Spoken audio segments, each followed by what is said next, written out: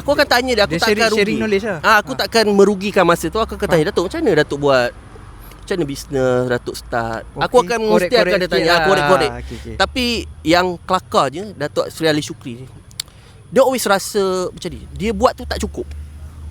Dia tengok IG aku sekali aku lepak luar dengan dia kat luar rumah. Dia tengok IG founder siapa dah lah. Lepas tu dia tunjuk aku, "Wan tu, cuba awak tengok ni." Cakap, "Kenapa Datuk?" "Lawanya rumah dia ni." Lepas tu aku tengok rumah sebelah dia yang macam istana tu. Cakap, Datuk nampak tak rumah Datuk tak ni cukup macam lagi. tak, awak lawa rumah dia. Cakap, rumah Datuk dah macam istana. Ramai orang nak rumah macam Datuk. Dia siap cakap, "Ya ke?" Ya ke?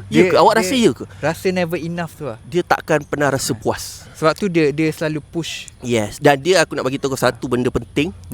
Kalau kau kerja dengan Datuk Ali Shukri, tak ada staff, tak ada sesiapa pun dalam Wisma di Herbs tu pekerja yang boleh lawan kerajinan dia. Walaupun dia bos.